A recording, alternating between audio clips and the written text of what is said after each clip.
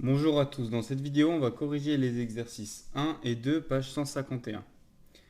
Donc d'abord dans l'exercice 1, on avait trois petites expressions qui faisaient intervenir des racines et le but c'était avec ces expressions d'écrire ces expressions sous la forme a racine de b, donc un nombre fois la racine d'un autre nombre où le b était le plus petit possible. Donc pour faire ça, on va utiliser toutes les propriétés qu'on a vues dans le cours. Donc on va commencer par la a, donc 3 racine de 2 fois 5 racine de 14. Donc quand il n'y a rien, hein, c'est un fois. Hein. Donc on va déjà mettre les nombres ensemble et les racines ensemble. Donc ça nous fait, donc vu que c'est une multiplication, on peut mettre dans l'ordre qu'on veut. Donc ça fait 3 fois 5 fois racine de 2 fois racine de 14. 3 fois 5, ça fait 15. Ensuite, on avait vu qu'il y avait une propriété que le produit de deux racines, c'est la racine du produit. Donc ça, c'est racine de 2 fois racine de 14 c'est égal à racine de 2 fois 14. Donc maintenant, on se rapproche de la forme qu'on veut, hein, a fois racine de b. Mais on veut que b soit le plus petit possible. Du coup, ce qu'on va faire, c'est qu'on va décomposer en facteur premier à l'intérieur pour pouvoir voir s'il y a des carrés, par exemple, qu'on pourrait sortir. Donc 15, on ne touche pas. Et ensuite, donc 2 et 14, on le décompose. 14, c'est 2 fois 7. Et du coup, là, on voit que du coup, ça fait 15 fois racine de 2 au carré fois 7. Et le carré, du coup, on peut le sortir. Hein? Pourquoi? On va détailler les calculs. Donc ça fait 15 fois racine de 2 au carré fois racine de 7. Ça, c'est en utilisant le produit des racines, c'est la racine des produits. Ensuite, racine de 2 au carré, ça on a vu dans le cours que ça faisait 2. Hein, la racine et le carré, ils s'annihilent. Donc du coup, on a ça. Et donc on a juste à écrire 15 fois 2, ça fait 30. Donc on a 30 fois racine de 7. Maintenant, pour la b, on va faire plus ou moins de la même manière. Donc on a racine de 294. Donc là, on va essayer de décomposer en facteur premier 294. Donc on va aller petit à petit. Ça termine par un 4, donc c'est divisible par 2. Donc déjà, on sait qu'on pourra écrire 2 fois quelque chose. Donc on cherche, soit vous le faites à la calculette, soit vous vous dites c'est proche de 300, on essaie de voir à peu près. Donc 148, ça marche pas. 147, là, ça va marcher. Ensuite, là, la calculette 147, c'est peut-être un peu compliqué. On essaye de voir 147 par quoi il est divisible. Donc on essaye de regarder les facteurs premiers. Donc on voit qu'il est divisible par 3. Donc 147, c'est 3 fois 49. Et 49, on sait, 49, c'est 7 fois 7. Les carrés, il faut les connaître. Hein. Donc 49, c'est 7 fois 7. Donc on a ça.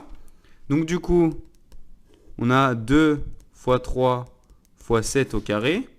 Et de la même manière que pour la question A, on peut le sortir hein, en utilisant, du coup, c'est racine de 2 fois 3 fois racine de 7 au carré. Et ce qu'on a dit, hein, la racine et le carré, elles s'annulent. Donc ça nous fait 7 fois racine de 2 fois 3, donc fois racine de 6. Et là, on ne peut pas l'écrire plus simplement. Et enfin, pour la question C, donc la question C, c'était 2 fois racine de 12 moins 4 fois racine de 75 plus 2 fois racine de 3. Donc là, attention, hein, on ne peut pas faire exactement pareil que ce qu'on faisait avant, parce que là, on a des additions, on a des soustractions. Donc déjà, en fait, le but là, de la démarche, c'est essayer de décrire racine A fois racine de B avec le même B à chaque fois. Ok, on va essayer de faire ça pour 2 fois racine de 12. Donc 12, on le décompose, c'est 3 fois 4, donc c'est 3 fois 2 fois 2, donc 3 fois 2 au carré. Ensuite, 75, on décompose, Bah, par exemple 75, on peut déjà dire que c'est 15 fois 5.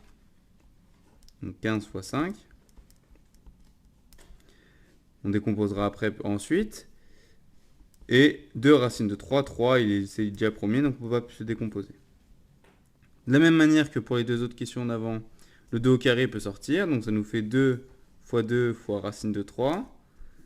Moins, donc on va encore essayer de décomposer. 15, bah c'est 3 fois 5, donc ça nous fait 3 fois 5 fois 5, donc 3 fois 5 au carré. Plus 2 racines de 3.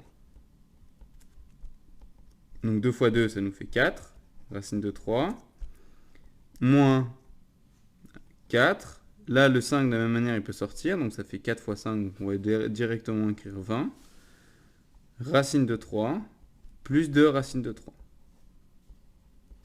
Et là, maintenant, bah, on a juste à ajouter les racines de 3. Hein, si vous voulez, vous pouvez vous dire, bah, là, c'est 4x moins 20x plus 2x. Ok?